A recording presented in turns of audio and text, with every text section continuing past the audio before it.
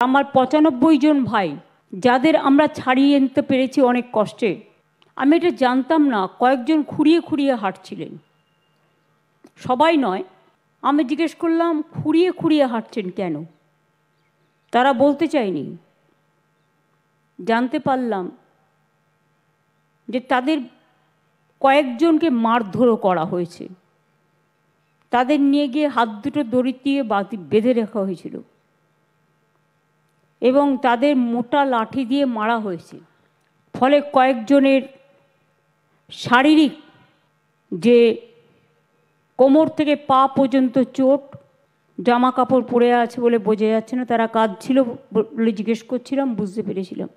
আমি নিশ্চয়ই বলবো ডিএমকে এবং মন্টুকে যে ওদের আকাশও আছে এখানে, ওদের ভালো করে চিকিৎসা করার ব্যবস্থা করে দেবে অর্থোপেডিক্স দেখিয়ে।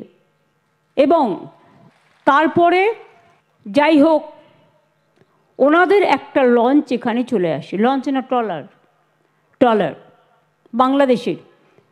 অনেক সময় কি হয়, জলের মধ্যে না সীমানা ঠিক করতে পারে না, পথ হারিয়ে যায়, ঝড় হলে পথ হারিয়ে যায়, ভুলে যায়।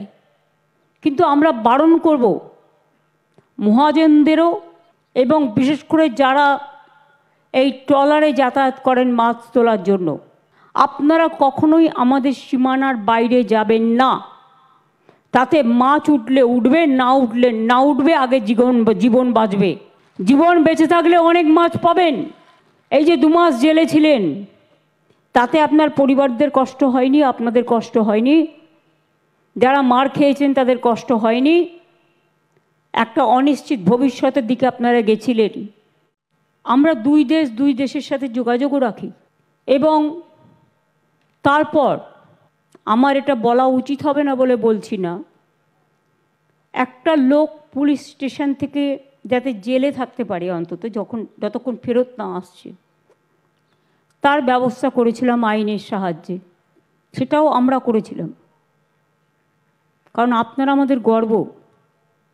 আজকে বলুন তো, আপনারা যারা এখানে এসছেন ফিরে, এবং আপনাদের পরিবার পেছনের দিকে বসে আছে, আজকে তাদের মুখে হাসি ফুটেছে।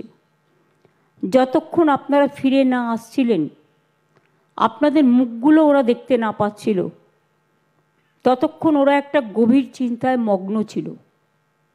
কি হবে কি হবে, একটা অনিশ্চিত ভবিষ্যতের দিকে তাকিয়েছিল। আজকে আপনারা খুশি যে আপনাদের পরিবার পরিজনরা ফিরে এসছেন, তারা বাড়ি ফিরে যাবেন। একজন জলে ঝাঁপ দিয়েছিল বলে আপনারা দেখলেন, মারা গেছেন, এবং তার পরিবারকে আমরা 2 লাখ টাকা তুলে দিলাম।